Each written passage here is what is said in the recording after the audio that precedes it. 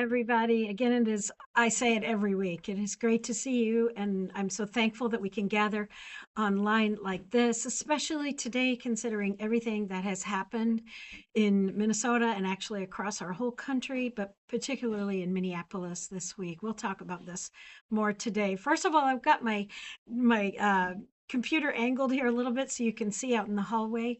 Today is a Matthew 25 drive-through food distribution day. It is our fifth anniversary, 5 years, and we are just determined to keep going and keep working. I do encourage you to get involved in any way that you can. Today's distribution begins at 12 noon and ends at 2 p.m. as long as supplies last.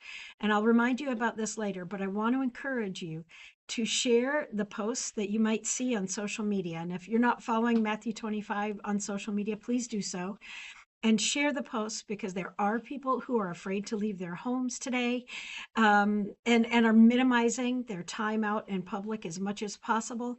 This is an opportunity for anyone in the community to come pick up food for a friend or a neighbor, and this is a very accessible food day. So I encourage you to find that post on Matthew 25's Facebook or Instagram page and share it widely today so that people know that there is a free resource for their friends and neighbors who might be in need today.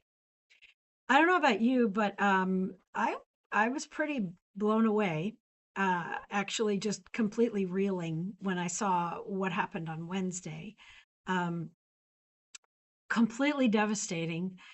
And how many times does that video show up in front of us, and the grief, the agony of the crowd and Renee's wife too. We've even seen images of their dog now in the back seat, and we've heard many things about her life in general. And it's a devastating event on multiple levels, and it changes my own personal perception of this country even more than it already had. It just really shifted things for me to a new place. And I actually had a lot of trouble finding words to talk about this at all.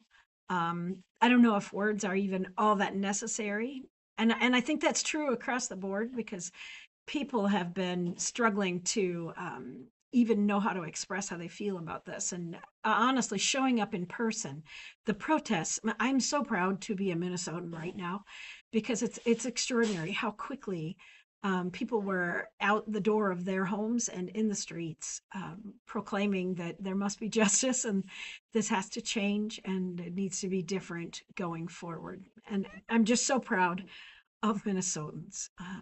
And I've struggled to figure out how to address this with you this week, um, how to even talk about it at all. And I will confess that my words are not very well formed today. I'm really, truly speaking to you from the heart, because it just has been a jumble of emotions and feelings and all of that. Yeah, Christine, I agree. Um, Everything that's happening. However, yesterday, Eric, my husband, shared an email with me that he got. This is so weird, really weird, from a restaurant that we ate at, I don't know, 4, 5, 6, maybe even 7 years ago. Restaurant Alma in Minneapolis. I don't know why he's on their email list. He doesn't either.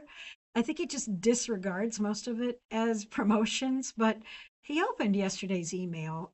Actually, it was an email they sent out on Friday, and I thought that the restaurant owner, whoever wrote this email that they put out to everybody on their email list, did a very good job in putting some things into words. Now, I'm already, even this morning, seeing people who are putting things into words in ways that make a whole lot of sense. But I want you to hear what the restaurant, Alma in Minneapolis, put out in their email because I think these words are good. In the wake of this week's tragedy in South Minneapolis, our city is once again, and I would say our whole country, reckoning with fear, grief, and anger, for sure.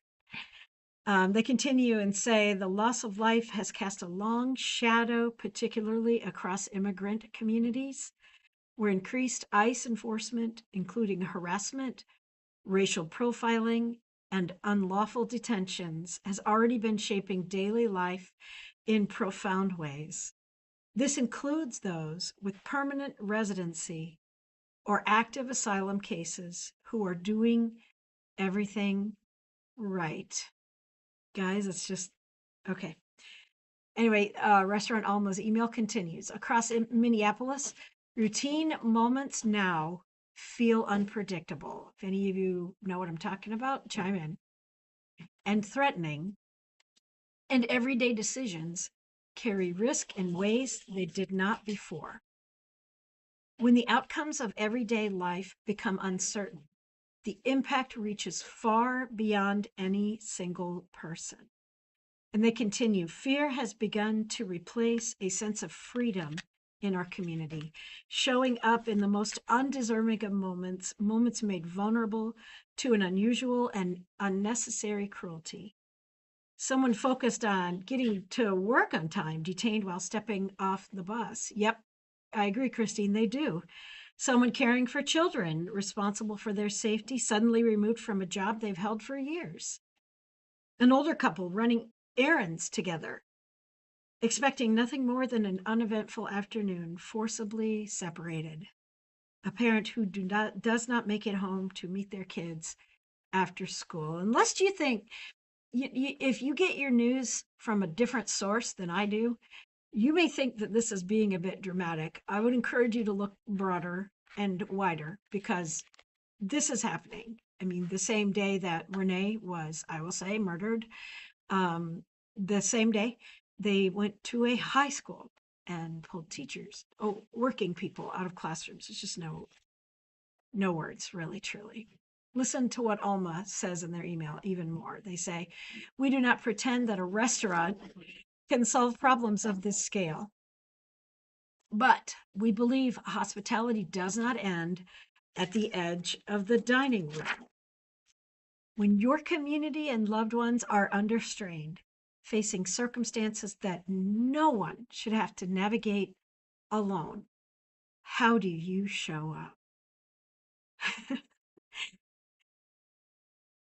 I think these are wonderful words from the owners of Restaurant Alma, and I will let them know. Okay, I just saw it yesterday, so I haven't had a chance to reach out. I will let them know.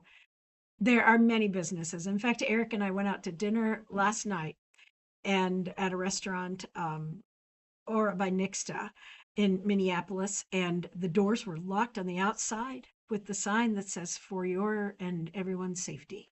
It's just extraordinary how people are managing all of this. So as we live in this aftermath of yet another act of, in my view, horrific violence, and in the massive gaslighting that has occurred from our governmental leaders, even our president, our vice president, we need to be thinking on a larger scale of what all of this means, and then on a smaller scale, and what do we do even now? What do we do now? And what does this mean? You got me? It matters on every level. Because see, I don't believe in the same Jesus that the people who perpetuate and support these activities believe in. I believe in a different Jesus, clearly. I believe in a Jesus that loves and includes and fights for everyone to have the right to a good life, a safe life.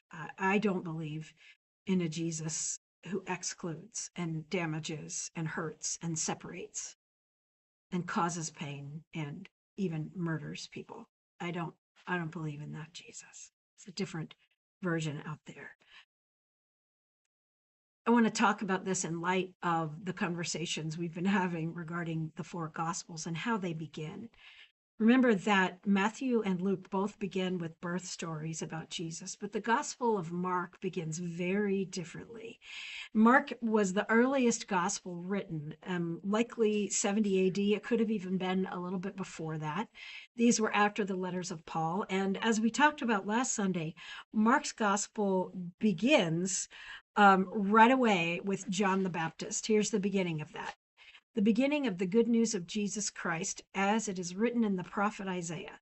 See, I'm sending my messenger ahead of you who will prepare your way. The voice of one crying out in the wilderness, prepare the way of the Lord, make his path straight. It's important to note, Mark's gospel begins immediately with action, boots on the ground. Here's what's going on. Boom, go. And we'll figure out the larger meaning later or as we go. But John's gospel begins very differently. And remember, John's gospel was written much later. Yep, I agree with you, Keith. John's gospel was written much later, like 90 to 100 AD, which would have been 60, 70 years after Jesus' time on earth. And it seems to encapsulate the larger picture. So the Gospel of Mark, with the go details on the ground, here's what happened, here's where we go, and the Gospel of John begins with here's what we've learned in the meantime, here's what we see now that we can look back and assess all the things that happened. The Gospel of Mark describes and defines the miracles, many things of Jesus, the community, healing, all of that. Now we can see the bigger picture here. And the Gospel of John starts with that bigger picture. This is very similar to what we're in right now. We are boots on the ground doing things, but at some point we will see, if not already, a bigger picture of what our individual actions add up to and what they can do in dangerous ways and what they can accomplish in good ways. Listen to how the Gospel of John begins. In the beginning was the Word. See, he zooms way out. And the Word was with God. And in this case, the word means logos, and many people presume that that means Jesus. And the Word was God. He was in the beginning with God. All things came into being through him, and without him not one thing came into being. This is a very beautiful and important scripture. I encourage you to read it. And Michael, thanks for sharing the link. But I want to share with you a video that we made a few years ago. And you'll see Michael in this. I didn't warn him I was going to do this, but he helped make this. You'll see him in it. We created this video, I think, in 2023, but I could have sworn it was longer ago than that. But I want you to think about this in contrast to the John the Baptist standing out there baptizing people and then boom, off we go.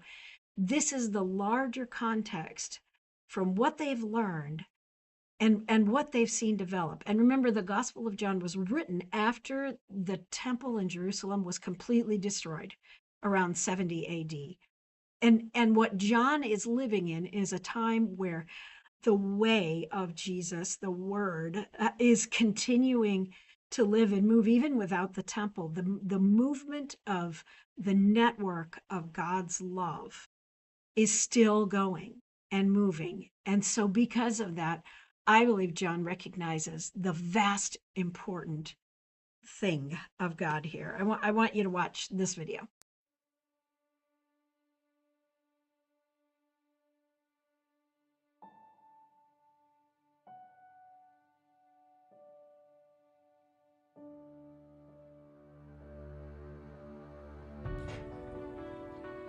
Hear these words from the first chapter of John's Gospel. In the beginning, the living expression was already there, and the living expression was with God, yet fully God. They were together, face to face, in the very beginning, and through his creative inspiration, this living expression has made all things, for nothing has existence apart from him. A fountain of life was in him, for his life is light for all humanity. And this light never fails to shine through darkness, a light that darkness could not overcome. He entered into the world he created, yet the world was unaware. He came to the people he created, to those who should have received him, but they did not recognize him. But those who embraced him and took hold of his name, he gave authority to become the children of God.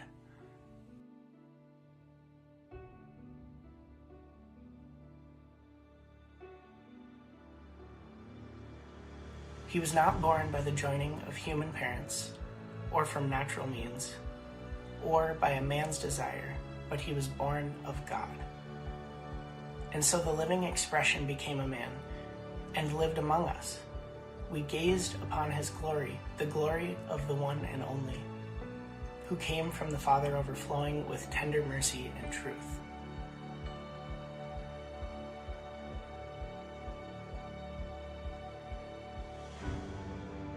No one ever before gazed upon the full splendor of God, except his uniquely beloved Son, who is cherished by the Father and held close to his heart.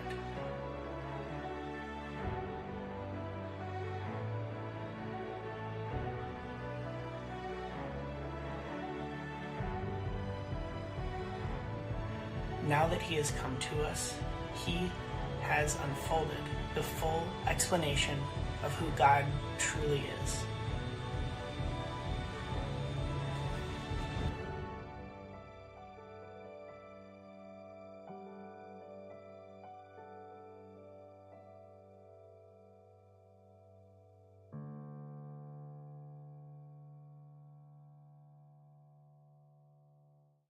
See, I think that the writer of the Gospel of John sees the big picture, gets that the movement of Jesus, the way of Jesus on this earth is not just isolated small thing that happened in one place. It builds, it grows, it continues, and it continued on.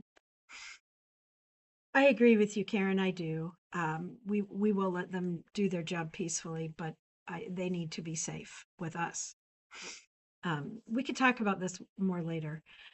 So what may seem like one small light and digging right into action and Jesus' birth even, John's gospel sees the bigger picture, the integrated network of light that Jesus was and is on the earth. Because when John is writing this and still going, this movement is continuing. This love is still happening. This integration between the ways of this earth and the ways of God's realm of love. This is it's occurring together.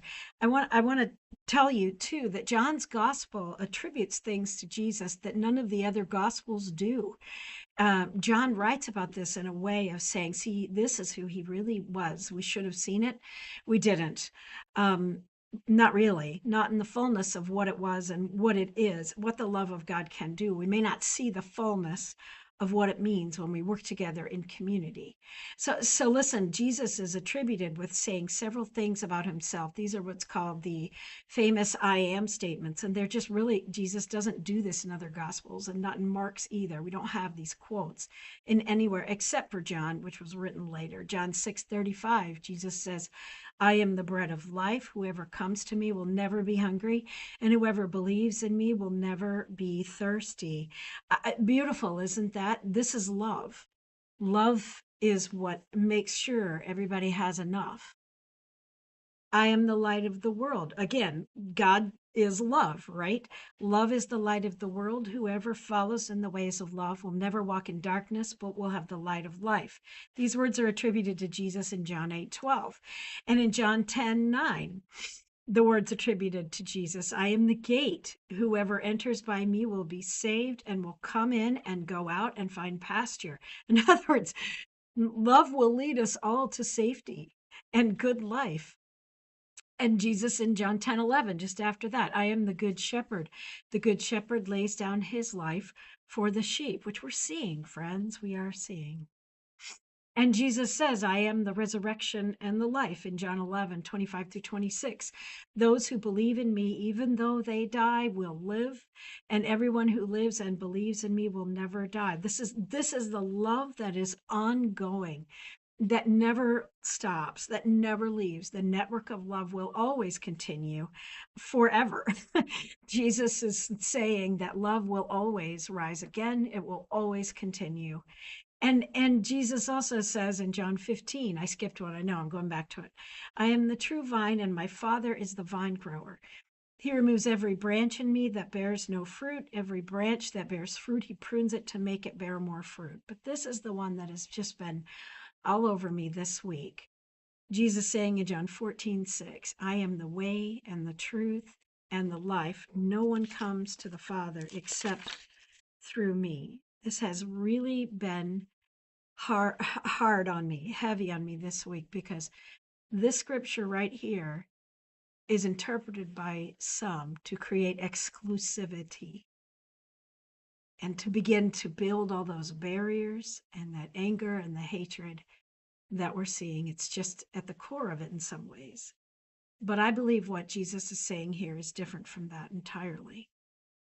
And my beliefs have changed over the years. I believe that what Jesus is saying here is that the way of Jesus is the way. This is what John is proclaiming about Jesus and giving Jesus words to. The way of Jesus is the way. Love will lead us to truth and to life. Violence will not. Will not. Division will not. And even though your simple actions and our simple actions and the actions of a restaurant like Alma, even though those kinds of actions might seem so small, they're not.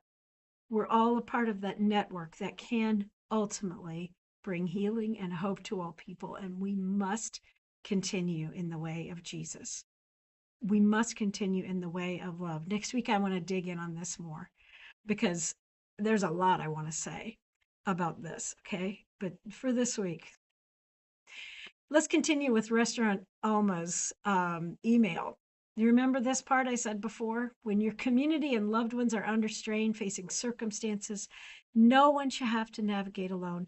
How do you show up? Now, they go on to talk about how one place to begin is how we support one another economically. This is one way that you and I, as individual lights in this world, can make a difference. And they tell this beautiful story about working with the Latino Chamber of Commerce and one of their own restaurant employees, a sous chef who they helped out through difficult times and supported through all of that. And this is a part of how we are a part of that network of generosity. But then after that, they say this: we are just past the holiday season, a time when generosity is visible and encouraged, folded easily into the calendar. But need does not follow a season. It continues all year round until moments when attention has shifted elsewhere and support is less assured. Hospitality at its best is not confined to service or setting. It's reflected in how we treat the people around us when things become difficult. And this is to your point, Karen. How do we do it? How do we interact together? That is critical. Sometimes that means standing alongside neighbors, facing uncertainty. Sometimes it means taking care of someone working next to us every day. Often it means both. And then they conclude their email with thank you for being a part of a community that believes this work matters. So even if you feel like you are just one light trying to shine in a massive world of darkness, you are not alone. We are interconnected. People of love will always be interconnected in this beautiful web, network of boots on the ground, working for the ways of peace and love in this world. We will always be interconnected like that because the way of Jesus is the way. And it happens in the connection of each one of us, in the connection that we build and work on together. So, I mean, if you get involved in any community, if you get involved here, everything that our choir and our music groups do together, even a quilting group, a prayer and praise group online, all of these connections are a part of this beautiful network of God's love. Our adult fellowship group, a Bible study you may be a part of, or a book study, Bible study group, supporting people in our community who have needs, caregivers who have needs, donating for our Dignity Pantry to support the high school kids. This is not a commercial. These are ideas because there's so many ways that you can get involved in the network more. Okay. the Tuesday food giveaway. We've talked about what we will do and how we'll respond if ICE comes to the door, and we'll keep talking about it more because we're going to keep doing this. The Friday food giveaway, and today, our 5th anniversary drive-through groceries that are free. Somebody, if you know somebody in need, today's the day to share this post. Do you know people who need food right now? Pick up free food for them. Share the post or come get the food for them, 12 noon to 2 p.m. And it's a beautiful bag of food, very accessible food. Share the post, please. And let me say to you, then the words from the restaurant. Thank you for being a part of a community that believes that this work matters. We must continue in the ways of love and peace. We must continue to seek justice for all people, to seek safety for all human beings, to seek acceptance and love for everyone involved. And we will. And I will. I will keep working for peace. I believe this is what I believe about Jesus. I believe that the Gospel of John is looking back on a life that mattered more than any people at that time could possibly realize. The way of Jesus is the way, and love will lead us to truth and life. And I really want to hold hope that we will look back at this time and say, yeah, the work that we did together is what brought us to a better way of being in this community, in the state, in Minnesota, in this country. Doesn't mean it will be easy in the meantime, but we must stay on task. We must stay with the cause. And it's okay to be sad. It's okay to take some time and breathe a bit and contemplate all of these things. It's all right. I certainly needed time to let my head spin and find words to say, because the grief is just almost unbearable over so many things. But I still believe that the way of Jesus is the way, and the way of love is the way. And that's what the truth is. The way of love is the truth. And the way of Jesus will bring life to all people, in all places, in all times, everyone. Even the people who are employees of these organizations that some use to create so much trouble. So friends, I encourage you this week, process, yes, Mary, process things, think it through, talk with friends and neighbors, find out who you can help, and do it. Get involved, stand up, use your voice, use your resources, your body, your mind, your intellect, everything. Use what it takes. If we're going to follow Jesus, that means action, like in the Gospel of Mark, and it means this overarching view of hope that we must continue to hold, as in the Gospel of John. Friends, I encourage you to get involved. I say it every week. Take care, reach out. The more connected we are, the better. And I look forward to seeing you soon, hopefully at noon today, or even 10 o'clock in-person worship. Hopefully at noon. Come. See you soon.